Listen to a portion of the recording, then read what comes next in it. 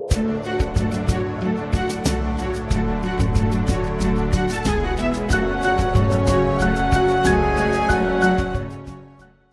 parlons du gouvernement mondial. Ne dormez pas parce qu'il y en a, ils ont pris déjà la position pour partir. Les nouveaux, qui sont ceux, les nouveaux, levez les mains s'il vous plaît. Il y a des nouveaux. Des nouvelles à ma soeur? Non, pas du tout. Ah bah oui, c'est vrai que... Ok. Ça va, nouvelle Marie. Comment tu nous as connus? Par rapport à Morgan Priest, j'étais déjà venu ici déjà, mais jamais à Didasco. Ok, jamais à Didasco, d'accord. Qui d'autre est venu pour la première fois? On s'est vu la dernière fois avec ton... Il est là, hein? Il n'est pas venu, ton mari. Ok. Ok, la sœur. C'est la première fois que tu viens? Ok. Comment tu nous as connus? On va te passer le micro. Par TV de vie. TV de vie? D'accord. Gloire à Dieu, que Dieu soit béni. Ok. Donc, le gouvernement mondial, c'est ça, hein? Ok. On ne voulait pas faire de direct ce soir, mais je crois qu'il y a des gens quand même qui sont dans les besoins, qui voulaient certainement suivre cet enseignement. Le gouvernement mondial, nous sommes dans Luc chapitre 4.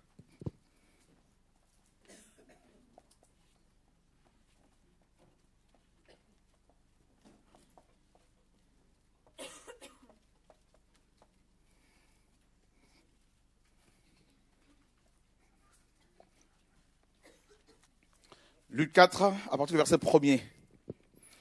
Jésus, rempli du Saint-Esprit, revint du Jourdain et il fut conduit par l'Esprit dans le désert où il fut tenté par le diable pendant 40 jours.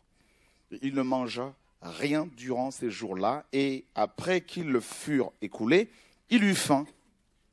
Le diable lui dit, « Si tu es le Fils de Dieu, ordonne à cette pierre qu'elle devienne du pain. » Jésus lui répondit en disant, « Il est écrit que l'homme ne vivra pas seulement de pain, mais de toute parole de Dieu. » Alors le diable, l'amenant sur une haute montagne, et lui montra en un instant tous les royaumes de la terre. Et le diable lui dit, « Je te donnerai toute cette puissance et leur gloire, car elle m'a été donnée, et je la donne à qui je veux. »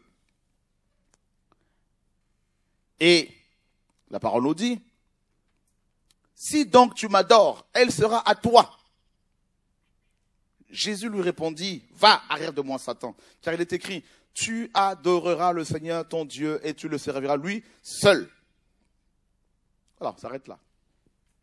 Alors, remarquez ici, Satan est vraiment, mais vraiment, vraiment, vraiment malin, méchant.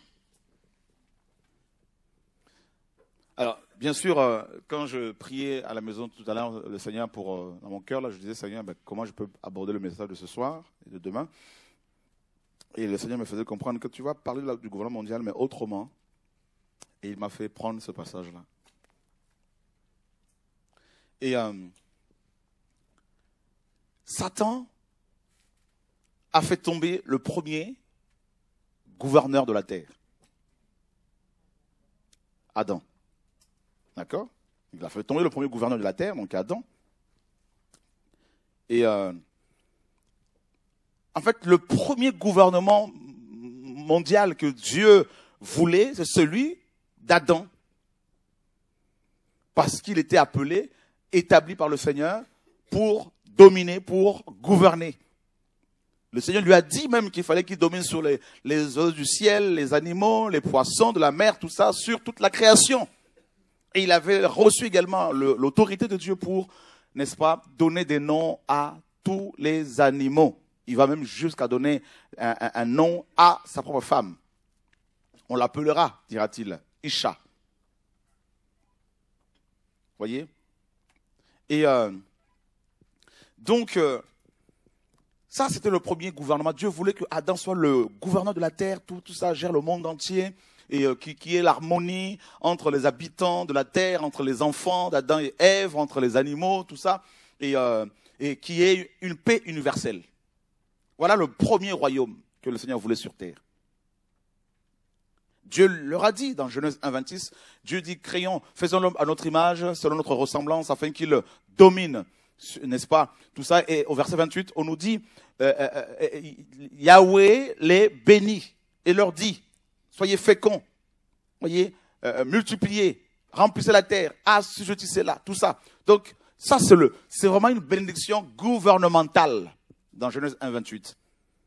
Voyez, parce qu'on nous parle de la domination, on nous parle de l'assujettissement, on nous parle de la multiplication.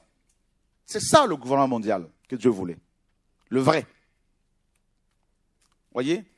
Et donc, parce que quand on parle d'un gouvernement, on parle forcément de la domination. On parle de la multiplication. Et là, on parle des lois qui sont établies, des règles. Et Satan est venu, et qu'est-ce qu'il a fait? Eh bien, il a corrompu le premier gouverneur de la terre, Adam, et il a, n'est-ce pas, cassé, en quelque sorte, selon lui, ce gouvernement. Et effectivement, ça a été cassé, parce qu'il n'y avait plus d'harmonie, c'est-à-dire la paix universelle, et la mort est entrée, le péché est entré par la mort, la mort est entrée par le péché, pardon, le règne du péché. Vous voyez, on nous parle du règne du péché. Le péché a commencé à régner. Donc, ce n'était plus l'homme qui régnait, ce n'était plus la paix de Dieu qui régnait. Et il y a eu la mort dans la famille d'Adam et Ève. Donc, quand son fils aîné, il va tuer son frère. Donc, c'était le règne de la mort. Mais, le plan de Dieu était que un gouvernement mondial soit mis sur terre et précisément le millénium qui sera instauré. Et rappelez-vous bien, s'il vous plaît, que Adam a vécu 930 ans.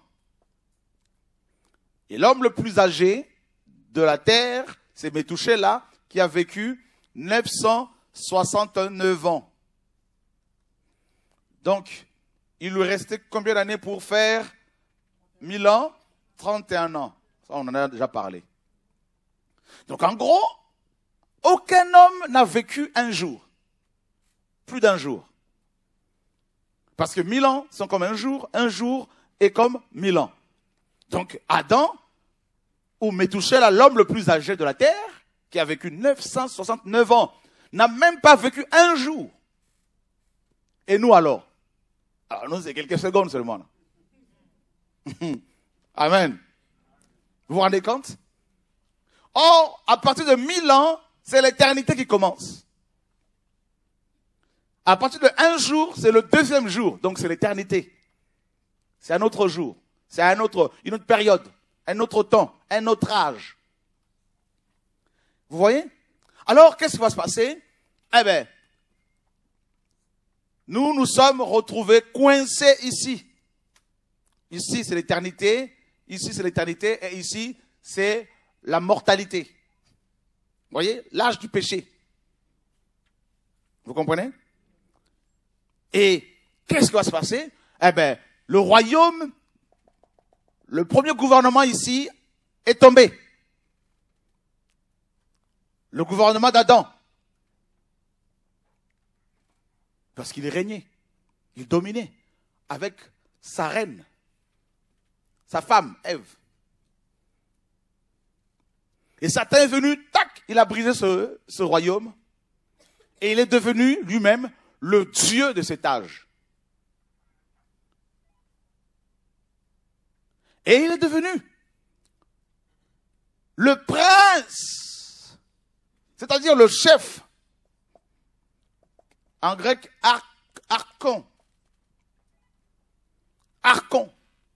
Satan est devenu le prince de la puissance, n'est-ce pas, de l'air, selon Éphésiens 2. Chapitre 2. Donc, c'est terrible. Jésus lui-même présente Satan comme un chef. C'est pas moi. Ça sort de la bouche de Jésus et de la bouche de Paul. Le prince de ce monde, le Seigneur dira, viens, et il n'a rien à moi. Le prince de ce monde. Jésus l'a dit, non?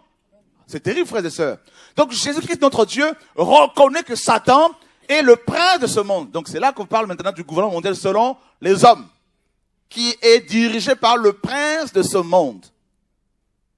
Mais avant de parler de ce prince-là et de son gouvernement, parlons d'abord du gouvernement d'Adam qui a été vaincu. Le premier gouvernement mondial, celui d'Adam, donc Satan l'a cassé. Et quand Jésus vient, maintenant, pour nous sortir de ce temps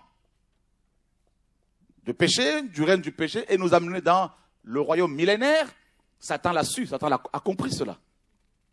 Que le deuxième Adam, Jésus, est venu pour sortir l'humanité de l'âge, du siècle, du monde, n'est-ce pas, fermé, et de la mortalité à l'immortalité. Il a compris qu'il était venu nous sortir de la mortalité pour nous amener à l'immortalité. Alors qu'est-ce qu'il a fait? Il a tout fait maintenant il a voulu anticiper en fait le plan de Dieu. Il a voulu, n'est-ce pas? Il a proposé à Jésus, qu'est-ce qu'il lui a proposé? Regardez bien dans Luc chapitre 4. On nous dit que il a amené à quel endroit? Sur une grande, dis à ton voisin, la montagne. Voilà, parce qu'il n'y en a qu'une là, celle qui appartient à l'ennemi bien sûr. Vous vous rendez compte? Regardez bien. Dans les Écritures, les montagnes constituent un langage symbolique, un langage prophétique. Quand un prophète parle de montagnes, c'est que derrière ces montagnes, il y a des souverains, il y a des entités. Vous comprenez? Regardez. Nous sommes dans Zacharie chapitre 4. Quelqu'un va nous faire la lecture à chaque fois rapidement. Là, ça commence à venir là, un peu. Là, je sens qu'il y a quelque chose qui commence à venir. Zacharie 4, 7.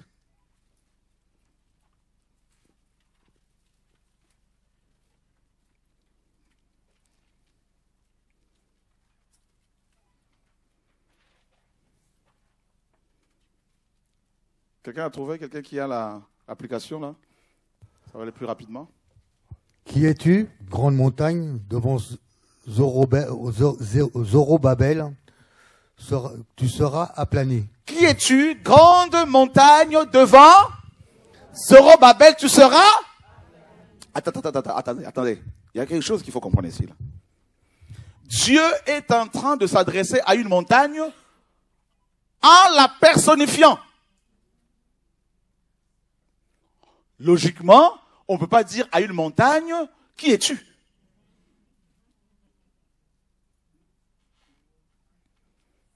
Vous comprenez un peu?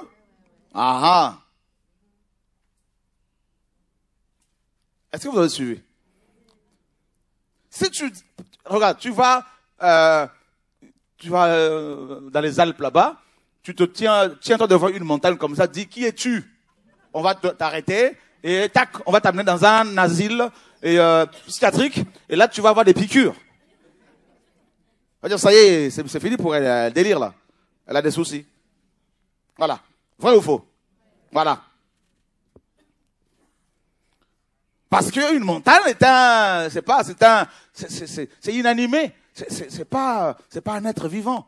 Mais là, Yahweh s'adresse à cette montagne-là comme si c'était un individu. Et c'est un individu. Il dit, qui es-tu? Grande montagne devant Zorobabel. Donc Zorobabel était un prince, gouverneur. Et cette montagne se dressait devant lui pour lui barrer la route. C'est ça. Et Dieu lui dit, tu seras aplani. Nous sommes dans Ésaïe 40. Qu'est-ce que Ésaïe 40 nous dit?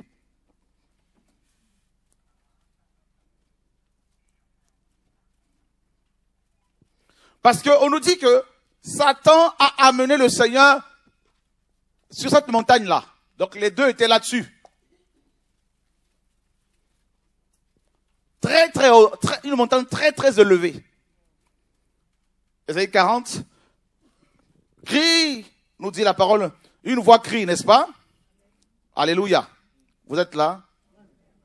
Ok, regardez ce que la parole, les Écritures nous disent ici dans Ésaïe 40. Je veux rapidement vous le lire. Voilà. Le verset 6. La voix dit, crie. Et on a répondu. Que crierai-je? Toute chair est comme l'herbe. Voilà. Et le verset 3 plutôt qui nous intéresse. La voix de celui qui crie au désert et préparez le chemin de Yahweh.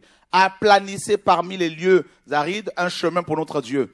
Toute vallée sera comblée, toute montagne et toute colline seront... Ah, vous comprenez?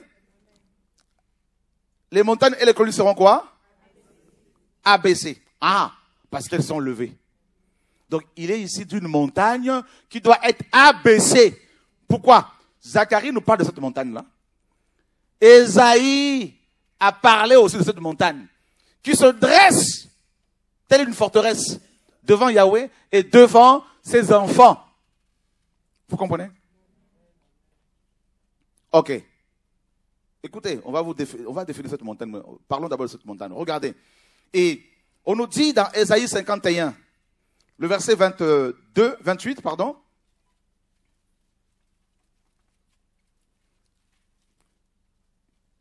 Dans Ésaïe 14, 13. Ésaïe 14, verset 13. Tu disais en ton cœur, je monterai aux cieux, je placerai mon trône au-dessus de quoi? Des étoiles de Dieu. Je m'assiérai à quel endroit? Sur la montagne de l'assemblée du côté de Aquilon. Waouh! Donc il y a un être qui voulait lui aller sur la montagne de Dieu.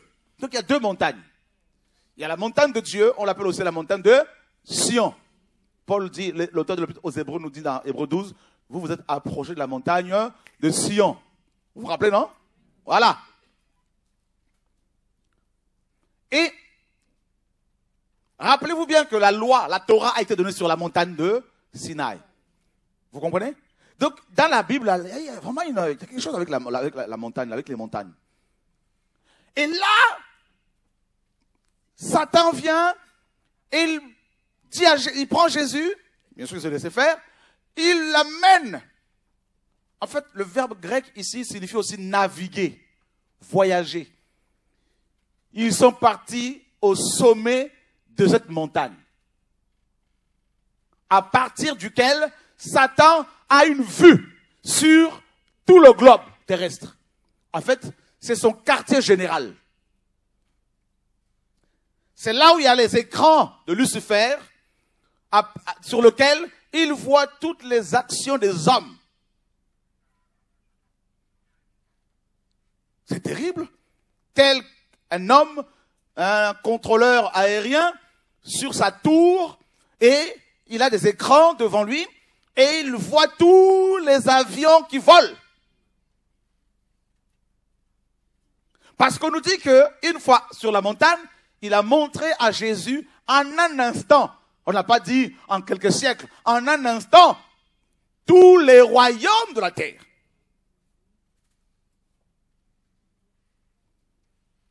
Et il lui a dit quoi? Il dit, je te donnerai cette puissance. Oh, écoutez bien, notez bien, exousia. Exousia veut dire quoi? Autorité. On retrouve ce terme grec dans Romains 13, où il est question des autorités que Dieu a instituées. On retrouve ce terme-là aussi dans Pierre, là-bas, où Pierre nous demande d'être soumis aux autorités. Et exousia signifie aussi gouvernement. Alors, comme c'est un centre de formation, la prochaine fois que vous allez venir, prenez un cahier et un stylo quand même pour prendre des notes. C'est important. Et gouvernement. Donc, voilà pourquoi nous parlons du gouvernement mondial selon Lucifer. Parce que il a dit que le gouvernement, n'est-ce pas, du monde lui a été donné. Mais c'est terrible ça. C'est ce que Satan dit ici.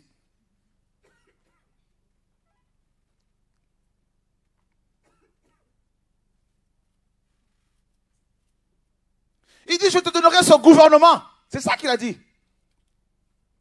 Je te donnerai cette puissance. Vous avez vu, non? Il a dit quoi? Waouh, Seigneur. Et le diable dit, je te donnerai toute cette puissance. Donc, ça veut dire que tous ces gouvernements, littéralement, pour votre information, je te donnerai tous ces gouvernements. Il lui a montré le gouvernement français, le gouvernement congolais, américain. Il lui a tout montré en un instant. C'est-à-dire tous les présidents, tous les rois, toutes les reines, toutes les premières dames, tous les premiers ministres, les préfets, tout ça en un clin d'œil. Il dit tout ça là, tous ces gouvernements, c'est à moi. Et il dit, ça m'a été donné. Le verbe donner ici signifie, et il est très malin. Il dit quoi? Ça m'a été donné. Et je la donne, cette puissance à qui? Il a utilisé combien de fois le verbe donner ici? Mais il n'a pas utilisé le même mot grec. C'est terrible, Satan est très malin. Quand vous lisez dans le grec, vous dites, mais Seigneur, mais c'est terrible. Le premier verbe donner ici veut dire littéralement, quand il dit, tous ces gouvernements m'ont été donnés, ça veut dire, le verbe donner ici veut dire littéralement, livrer ou mettre entre les mains de quelqu'un. C'est-à-dire, littéralement, Satan disait que tous les gouvernements du monde entier, des nations, lui ont été donnés en main propre par quelqu'un. Donc, il le tient dans ses mains. Et ensuite, il dit, je le donne, tous ces gouvernements, à qui je veux. Mais c'est pas le premier verbe donner, c'est pas pareil. Là, donner, c'est, donner simplement. Mais pas en main. Il te fait croire que tu t'as donné, en fait, en gros. Mais il t'a pas donné véritablement. Parce qu'il va te ravir ça.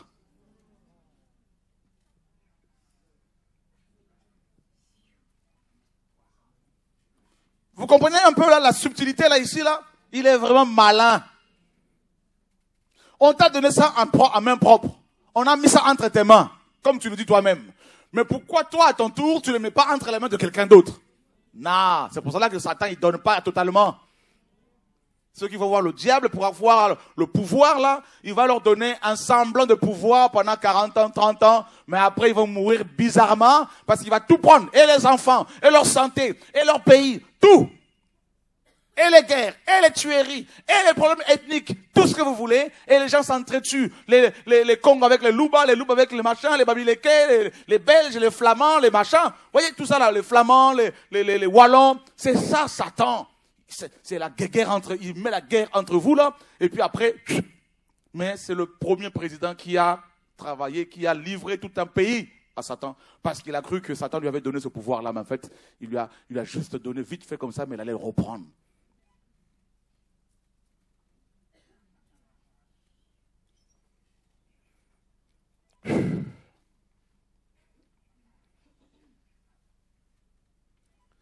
C'est pourquoi c'est important quand il y a des formations comme ça de venir avec des cahiers, j'insiste.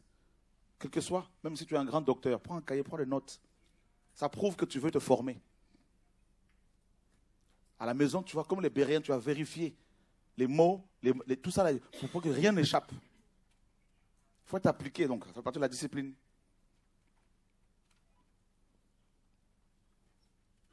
Alléluia. Waouh, Seigneur, sauve-nous. Vous vous rendez compte, quand le Seigneur m'a parlé de ça, je dis, Seigneur, mais en fait, autorité, exousia, ça veut dire gouvernement. Donc Satan est en train de dire que c'est Adam qui lui a donné tous les gouvernements du monde. Livré entre ses mains, mis entre ses mains. Donc ça veut dire que si quelqu'un veut gouverner dans ce monde-là, il faut qu'il aille voir Satan. C'est ce qu'il faut comprendre. Ah, on comprend pourquoi il y a la franc-maçonnerie, il y a la Rose-Croix. Pourquoi, mes amis? Ben oui, c'est ça la réalité. Et il dit quoi? Si tu veux avoir ce gouvernement, il faut que tu m'adores. Il faut que tu fasses une allégeance à Satan. Que tu adores, que tu sois à genoux. À quatre pattes.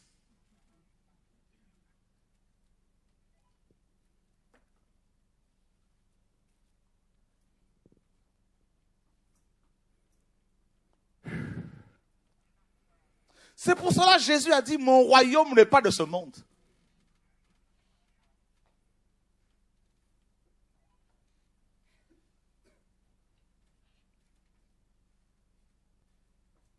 Oh Jésus.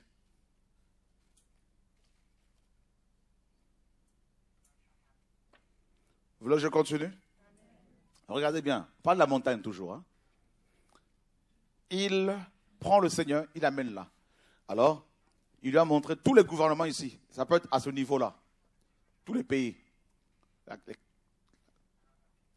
Toutes les nations. Il dit, regarde tout ça, d'un seul coup. Il dit, tout ça c'est à moi, tous ces gouvernements. Si tu veux régner, parce que tu es venu pour régner, comme le deuxième Adam, eh bien, comme j'ai eu le premier, eh bien, je veux t'avoir aussi. Ah ben, sois à genoux, comme le premier. C'est ça en fait le truc. Qu'est-ce qu'il a voulu faire? Il a voulu faire de Jésus-Christ, le transformer en antichrist. Faire de lui l'antichrist, l'anti-Dieu. C'est ça l'objectif de l'ennemi, c'est ça.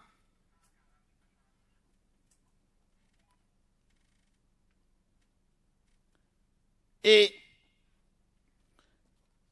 nous sommes dans Ésaïe, dans Jérémie, chapitre 51. Rappelez-vous bien que Satan voulait aller sur la montagne céleste. Dieu l'a précipité de là. Et il s'est choisi une autre montagne. Jérémie 51, verset 28. La parole nous dit, Seigneur, merci pour ta parole. Verset 25. Voici, j'en veux à toi, montagne de destruction, dit Yahweh, qui détruit toute la terre. Oh, donc c'est une montagne qui détruit toute la... Vous vous rendez compte? Donc ça veut dire qu'à partir de cette montagne-là, mes frères, qui découvre des choses ici? Dieu dit qu'il en voulait à cette montagne. C'est pour cela Satan, quand Dieu a parlé ici, est-ce que Christ était né ou pas encore? Il n'était pas encore né. C'est pour cela quand le diable est allé tenter Jésus-Christ, pourquoi il l'a amené là-haut? Parce qu'il savait que le Seigneur en voulait cette montagne. Et il a voulu que le Seigneur ne soit plus en colère contre cette montagne. Il a voulu l'amener à la compromission. Parce que Jésus, Yahweh avait dit, à l'époque de Jérémie, au 6e siècle, qu'il en voulait cette montagne. Pourquoi? Parce qu'elle détruisait toute la terre.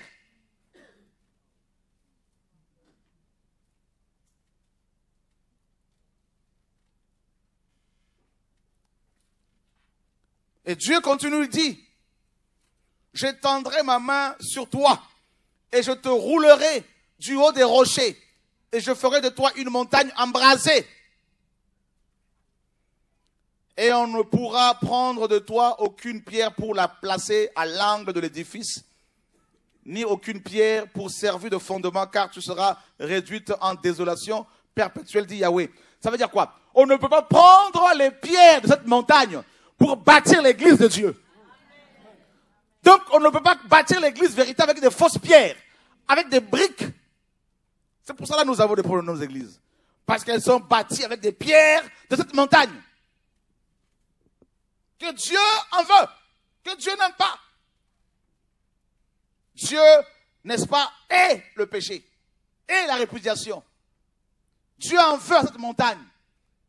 Et on nous dit qu'on ne va pas servir, prendre une pierre de cette montagne pour faire la pierre de l'angle, la pierre principale. Or, la pierre principale sur laquelle les églises sont bâties, notamment l'église romaine, vient de cette montagne-là.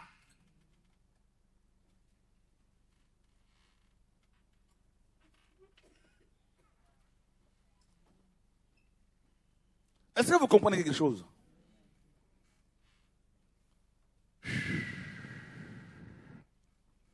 On continue? Dieu continue, dit, élevez une bannière dans le pays, sonnez du chauffard parmi les nations, préparez les nations contre elles. Donc les nations doivent se lever contre cette montagne. La guerre d'Armageddon ici. Dieu va livrer la dernière guerre contre cette montagne.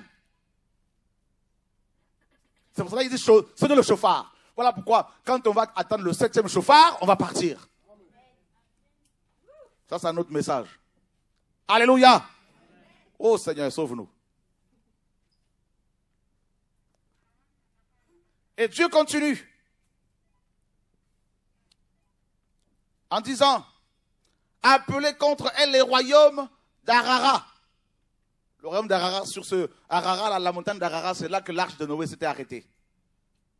Donc c'était une prophétie pour dire que Arara va rentrer en guerre contre cette montagne. De Mini d'Askenaz. Askenaz. Vous savez ce que c'est là, Askenaz là? Hein? As ou H, ça dépend. Vous savez ce que c'est? Mais ce sont les Éthiopiens, les Africains. Ben oui. C'est pour cela que beaucoup de Juifs africains là rentrent en Israël. Voyez? Ça c'est autre chose encore. Établissez contre elle des chefs. Faites monter ces chevaux comme des sauterelles hérissées. Donc cette montagne a des chevaux. Préparés pour la guerre. Ces chevaux ici, aujourd'hui, on peut dire les chars. Cette montagne a beaucoup de chars, de guerre. Il y a des choses, on va parler des choses. On a seulement 2 soirées, parce qu'il y a le séminaire là. Mais on va voir si la semaine prochaine, si on ne peut pas continuer encore, si Dieu permet. Il y a beaucoup de choses à dire là. Quand je lis ça, là, mes yeux s'ouvrent encore, c'est terrible. Et regardez bien. Préparez contre elle les nations. Les rois de Médie.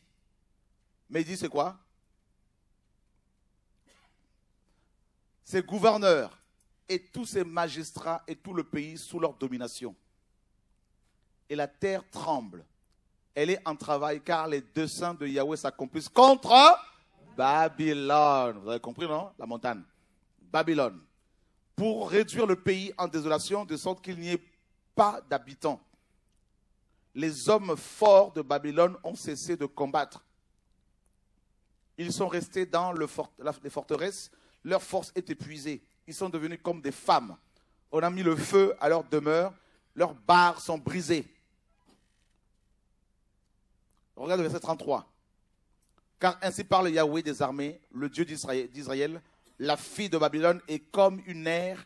Il est temps qu'elle soit foulée. Encore un peu, et le temps de sa moisson viendra. Nebuchadnezzar, roi de Babylone, dira, Jérusalem m'a dévoré et m'a brisé. Il m'a mise dans le même état qu'un vase qui ne sert à rien. Il m'a englouti comme un dragon. Il a rempli son ventre de mes délices. Il m'a chassé au loin. Que la violence envers moi et ma chair déchirée retombe sur Babylone, dit l'habitante de Sion. Que mon sang retombe sur les habitants de la Chaldée, dit Jérusalem. Verset 37. Et Babylone sera réduite en monceau de ruines, en un repère de serpents. Elle sera un sujet d'étonnement et de moquerie. Il n'y aura plus d'habitants. Si vous lisez la suite, c'est également après le chapitre 18. Babylone sera le repère de tout oiseau impur, le démon, tout ça là. Donc, en fait, qu'est-ce qui se passe? Satan a proposé à Jésus-Christ d'être le chef de Babylone. C'est ça. Il lui a proposé d'être le nouveau Nimrod. Vous vous rappelez de Nimrod? De Genèse 11, 10 et 11. Là oui. C'est ce qu'il lui a proposé. Soit le Nimrod, domine sur tout le monde, écrase tout le monde comme moi je le fais. Voilà, en gros c'est ça.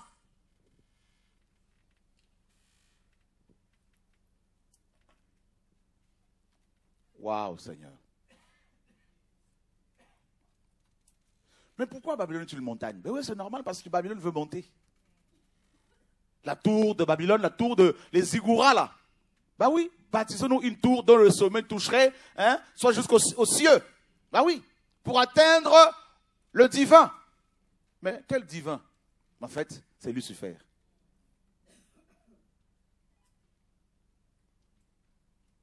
Alors, Jésus a dit, non, je ne veux pas être le chef du gouvernement mondial humain mis en place par Lucifer. Je refuse. Car dans le gouvernement mondial, on adore Lucifer. On fait allégeance à Satan. C'est pour cela que nos présidents, là, beaucoup la boivent du sang. Je vous dis, il y a des choses terribles qui se passent. Quand on voit tous ces massacres dans les pays, dans certains pays, tout ça là, notamment au Congo, RDC, vous pensez que c'est quoi là? Sacrifice. Parce que les hommes veulent rester au pouvoir. Alors il faut sacrifier, sacrifier, sacrifier.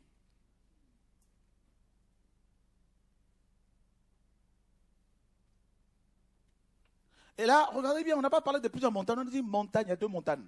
La montagne de Sion et la montagne de Babylone.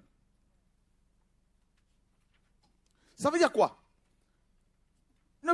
Beaucoup de gens parlent encore en termes de oui, ma ville, ça n'existait pas pour le diable et pour ses serviteurs.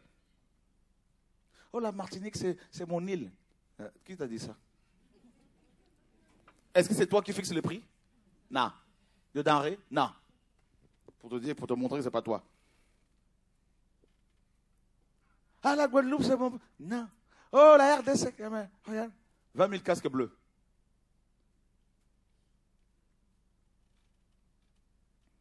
Oh, la France, mon pays, ça n'existait pas pour eux. Quand ils nous entendent parler comme ça, ils rigolent, ils disent, mais ils n'ont rien compris.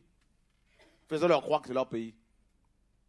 D'ailleurs, en 1884, à la conférence de Berlin, quand les Allemands, les Anglais, les Belges, les Italiens, les Français se sont retrouvés à Berlin pour décider comment ils allaient coloniser l'Afrique et la diviser, on n'était pas là. Ils ne nous ont pas consultés. Quand ils ont décidé que la RDC, qui est un pays qui fait 80 fois plus grand, plus que 80 fois que la Belgique, 80 fois plus grand que la Belgique. Hein? Vous vous rendez compte? Le roi de Belge a dit ça, c'est mon jardin. C'était son jardin, c'était à lui. Et tous les Congolais qui ne voulaient pas se soumettre, tout ça, on leur coupait les mains. Les images sont sur YouTube.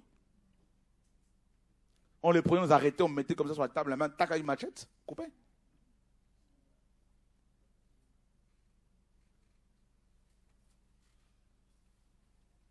Vous vous rendez compte?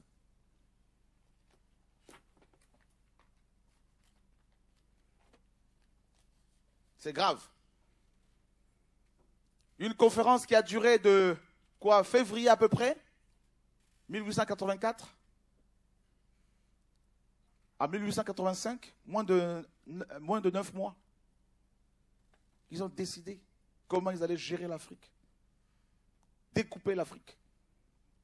Vous avez un pays comme le Congo RDC, Congo-Brazza, c'était le même pays, le même peuple. On vient, on divise. Il y a des familles qui se sont retrouvées, hein, la sœur d'un côté, le frère de l'autre. Vous avez des Fans au Gabon, c'est une ethnie, et des Fans au Cameroun, même peuple, jusqu'à Guinée équatoriale. Vous avez, n'est-ce pas, les Téké à Kinshasa, au Congo-Kinshasa. À Brazza, il y a des Téké. À Libreville, il y a des Téké. Vous voyez? Divisés. Et c'est la guerre entre les gens.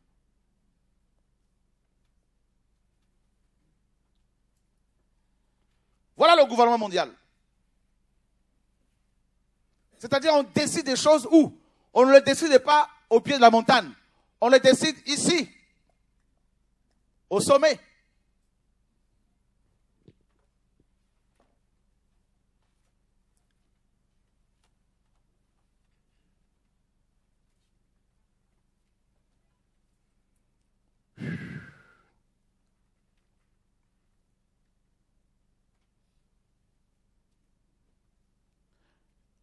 Les élections dans nos pays, on va parler d'abord d'Afrique. Les élections en Afrique, même déjà ici, là, on le sait. Mais parlons d'abord d'Afrique. Les élections en Afrique. Vous savez comment ça se passe? Nos présidents là, viennent commander le pouvoir ici. Pour les pays francophones, pour les pays anglophones, c'est à Londres. Ils viennent au Quai d'Orsay commander le pouvoir.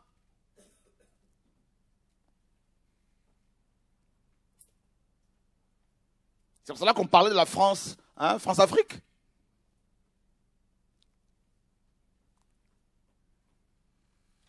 On a mis en place la CPI, hein, la Cour internationale, tout ça là. Ça c'est pour juger les présidents africains. On les prend, on les amène, on l'attaque.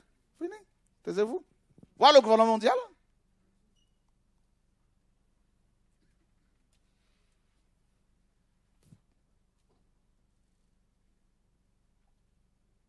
Un marché, un seul marché, une seule vision, une seule banque, ça c'est des choses que vous connaissez déjà. Voilà.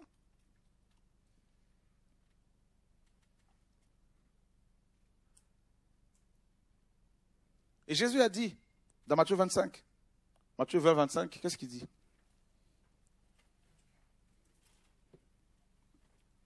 Quelqu'un peut le lire rapidement pour nous?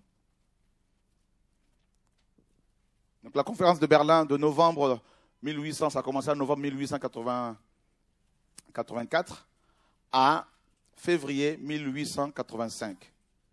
Voyez?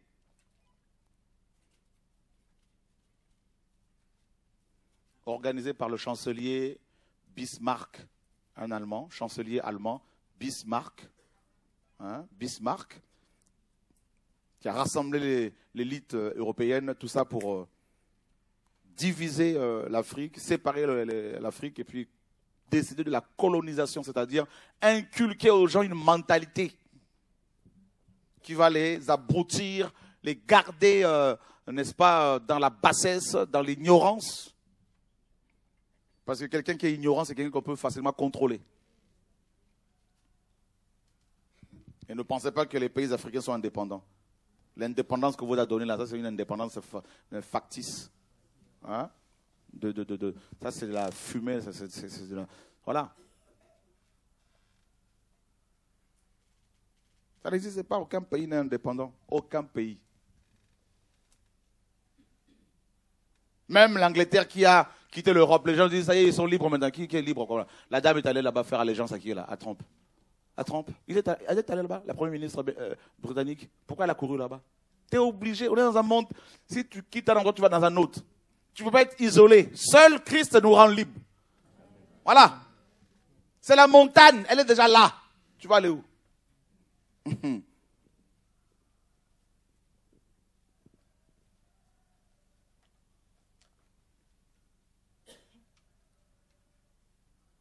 C'est une indépendance de face, c'est du mensonge, tout ça là. Mais derrière là, on va dire au président, si viens ici, comme on a dit à Gbagbo, on l'a amené à Marcoussis, tout ça là. Vous vous rappelez à Marcoussis? Viens ici, Shinji. C'est tout.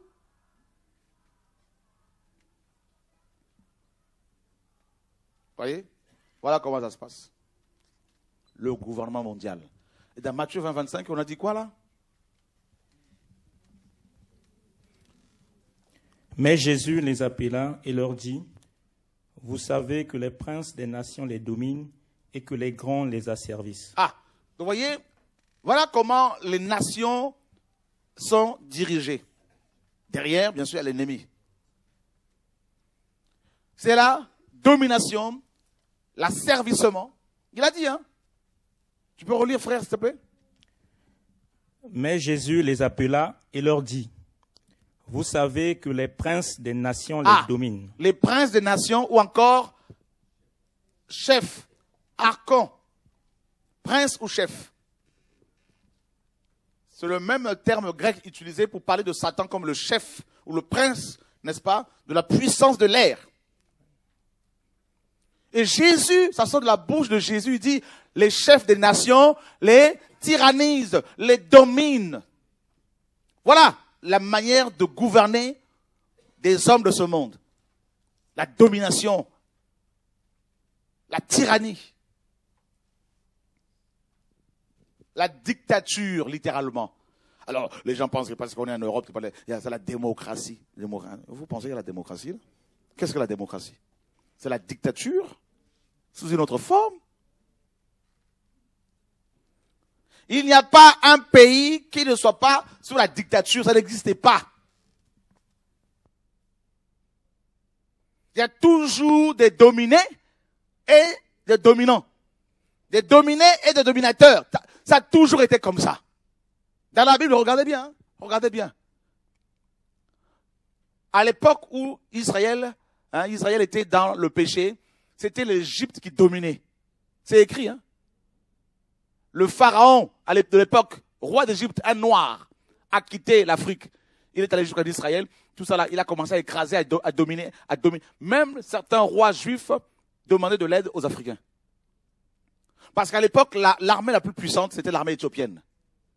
C'était à l'époque l'Afrique qui gérait le gouvernement mondial. Ah oui, la roue tourne. Alléluia. Demain, nous allons parler de la domination africaine d'antan. Vous allez voir comment l'Afrique dominait.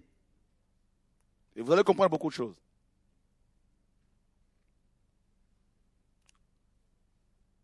Il y a beaucoup de choses qui nous sont cachées. L'armée éthiopienne était la plus grande armée à l'époque.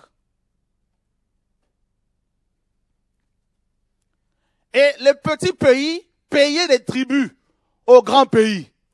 C'est comme ça que ça se passait. Même quand Jésus est né, quand il est venu. Les Juifs, l'armée Israël payait un tribut aux Romains qui occupaient le pays.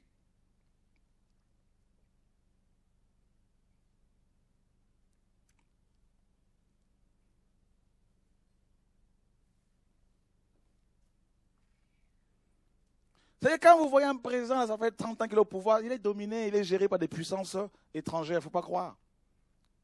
On lui donne son petit bout de gâteau, là, son petit bout d'os, là, tout ça, là, et puis il est tout content, et les autres, ils prennent la grosse part. Comme à Brazza, on va prendre le pétrole, les puissances prennent 70% de pétrole, du pétrole brut, on laisse 30%. Et sur les 30% qu'on vous laisse, on ne vous vend pas les machines pour le raffiner. On vous demande d'aller le faire raffiner à l'extérieur. Et on vous prend encore 70% sur le 30% brut, là, tout ça, là, et vous donne le reste, là, tout ça.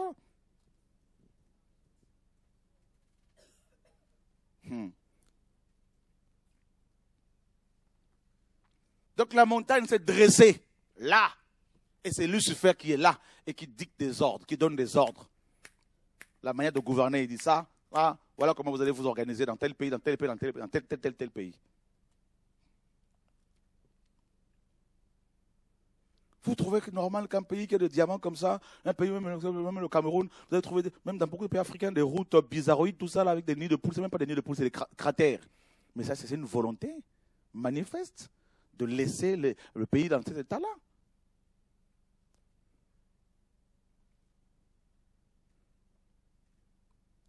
Donc, c'est comme ça que ça se passe.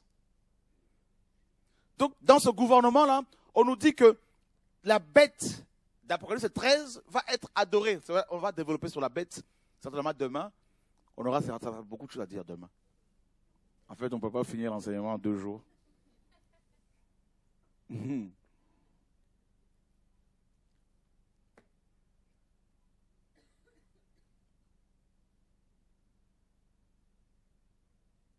y a 3 types de pouvoir. Le pouvoir législatif, exécutif et judiciaire. Vous voyez, non?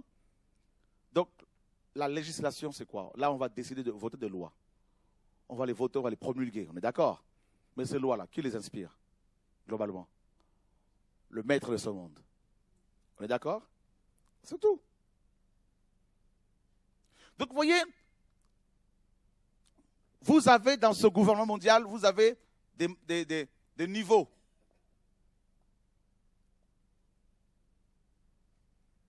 Si vous voulez passer du niveau inférieur au niveau supérieur, ben, il faut faire allégeance.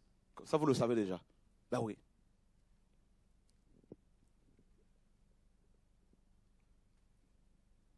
Parce qu'on ne peut pas te laisser avoir de l'influence si on ne te contrôle pas. C'est pour ça que même la plupart des grands prédicateurs, selon les hommes américains, travaillent pour la CIA. Ça, vous devez le savoir. Ben oui, ils sont embauchés par la CIA. Quand ils vont faire leur séminaire, leur programme ici, leur campagne d'évangélisation avec des masses de foules, la CIA est derrière. Il y a beaucoup de choses. Ton téléphone même éteint, même éteint, là, on peut te localiser. Ta batterie même déchargée, on te localise.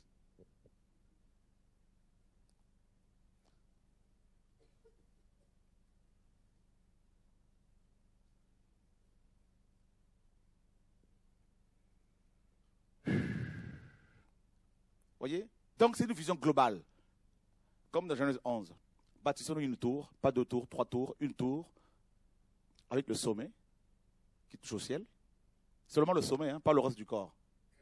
Parce qu'ici, là, il y a un détachement, hein, comme la pyramide là. Vous voyez, c'est la pyramide de 1 dollar.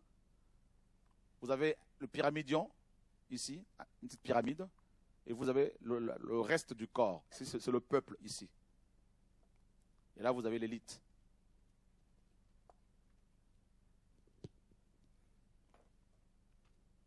Politique, businessman, hein, homme d'affaires, femme d'affaires, et musiciens, de grands musiciens, tout ça. Et voilà, comme les Madonna, tout ça là, parce que c'est des gens qui sont embauchés par l'ennemi pour véhiculer, n'est-ce pas, la pensée luciférienne. Koffi Olomide, pour véhiculer le sexe, banaliser le sexe. On met en scène des femmes nues, pratiquement nues, pour avilir les gens, pour abrutir les gens, pour, n'est-ce pas, empêcher les gens de réfléchir. Donc, pour contrôler un peuple, qu'est-ce qu'il faut faire? Ben, il faut lui proposer beaucoup de distractions, de divertissements.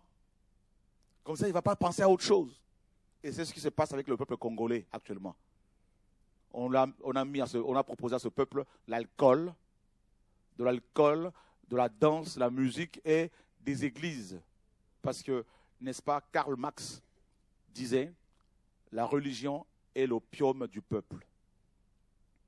C'est pour cela que vous avez tous ces pasteurs, faux pasteurs, notamment dans nos pays, même aux États-Unis, hein, tout ça, là, même en France, des faux pasteurs, ils sont encouragés par l'ennemi, par le gouvernement mondial, pour calmer les esprits, pour, n'est-ce pas, abrutir les gens, parce qu'on ne comprend pas. On en parlera aussi, si Dieu permet, que, notamment dans des pays, certains pays, que des églises enferment des chrétiens, fassent des réunions du matin au soir, du lundi au lundi, n'est-ce pas, où les gens n'ont pas le temps d'aller chercher à travailler, à construire, à bâtir leur pays, n'est-ce pas, à penser à autre chose.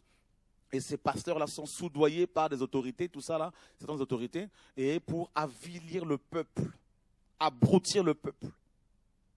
C'est comme ça que ça se passe.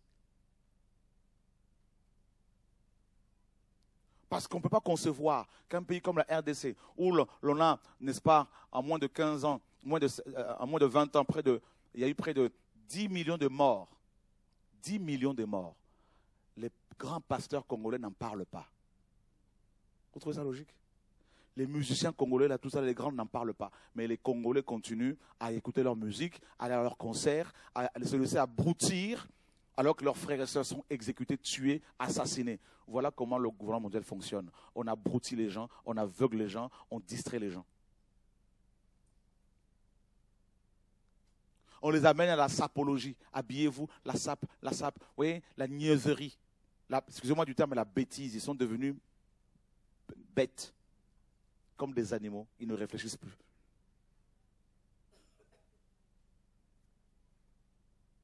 Tel un chien à qui on lance un petit bout d'os, et il va oublier toutes ces années de galère, de souffrance. Il va s'accrocher seulement à son bout d'os. Il ne va pas voir son voisin, ses voisins, tout ça là. Il ne pense pas aux autres. Et puis après, il finit par s'étrangler avec ce os-là. Voilà.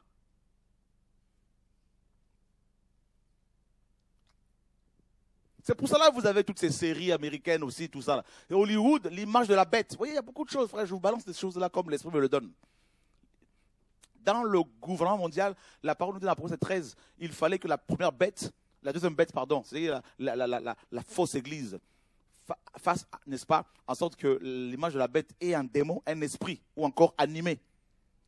Et que cette image parle. Pourquoi? Ben, les gens sont là. L'image de la bête. Pour être abrutis, avilis, éduqués dans le mauvais sens.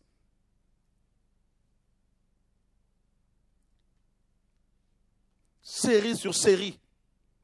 Série sur série. Et les gens prennent l'alcool, ils s'asseyent devant la télé, ils regardent les séries, tout ça là. Voilà. Même le football là. Foot sur foot. Les gens sont occupés à autre chose. Je vous dis, il y a beaucoup de choses. Hein. Et nous avons, même que Dieu nous aide, frères et sœurs, que ce message soit diffusé parce qu'on est à la fin.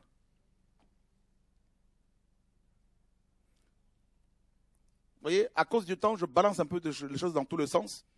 Mais c'est On parle de la domination, non? On dit le roi de ce monde, les chefs de ce monde dominent, tyrannisent. Mais la domination, c'est pas aussi le divertissement. Les gens sont dominés, mais ils ne se rendent pas compte qu'ils sont dominés. Parce que leur pensée est occupée à autre chose.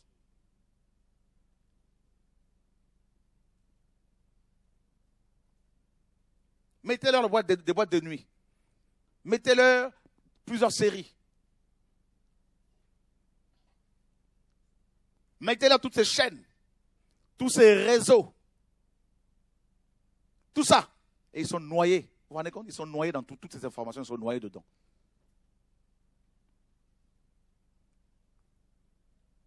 Et ils ne voient pas le danger qui arrive.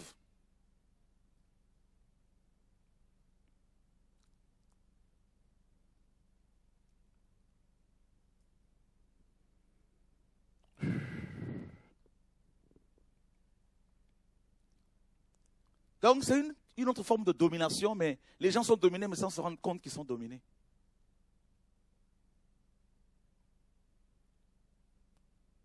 Moïse.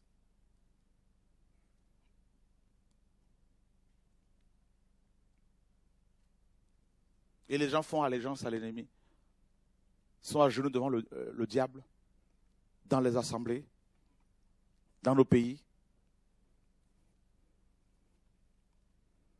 Et ils ne voient pas ce qui se passe à côté. Le gouvernement mondial. Ce soir, c'était juste l'introduction.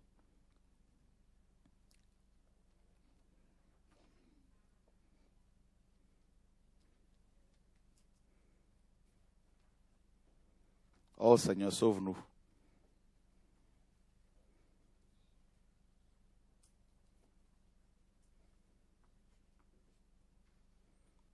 Donc, voilà, le gouvernement mondial est bel et bien là depuis des années. Ce n'est pas d'aujourd'hui, hein, attention. Ça, depuis la chute d'Adam, à la chute d'Adam, c'est là que le gouvernement mondial est né. C'est là.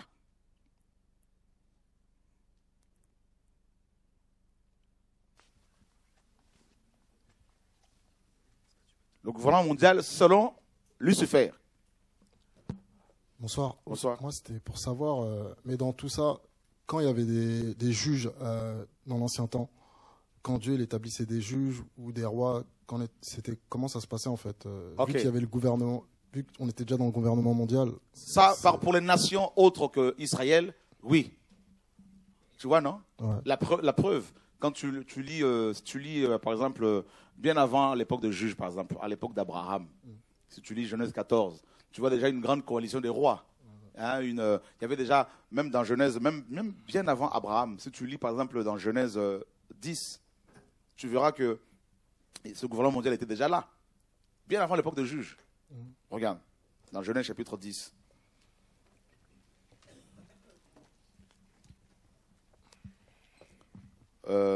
D'ailleurs, là, nous avons le nom, comme vous le savez, du premier empereur de l'histoire de l'humanité qui est l'archétype de l'Antichrist. Genèse chapitre 10, à partir du verset 6, il est écrit.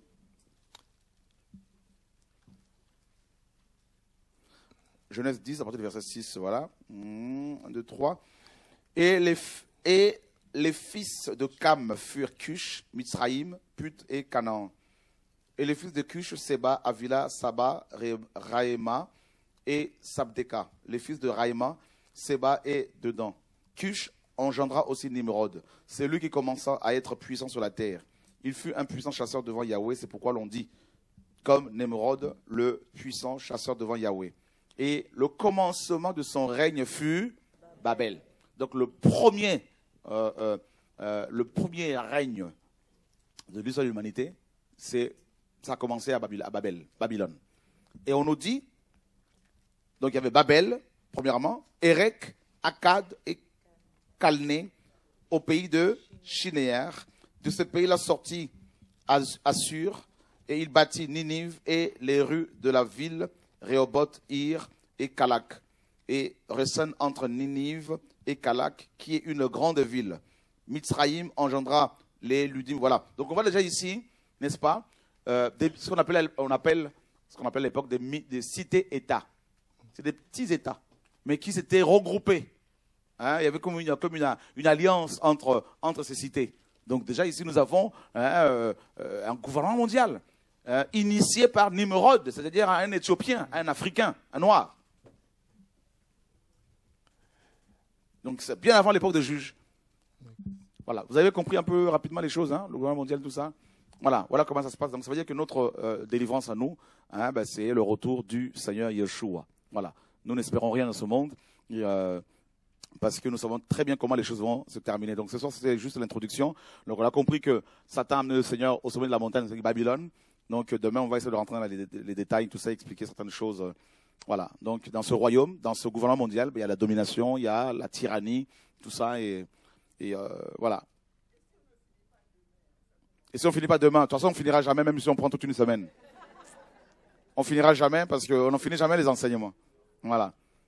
Gloire à Dieu. Alléluia. Merci en tout cas pour votre compréhension, pour votre amour pour le Seigneur, pour la vérité. Et donc demain, ceux qui n'ont pas de cahier, s'il vous plaît, prenez quand même des cahiers pour prendre des notes parce que ça peut vous aider.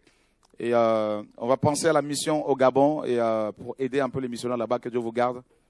Merci. Et n'oubliez pas que nous sommes en train d'acheter les locaux d'Evry. Voilà. Que Dieu soit béni en tout cas. Merci.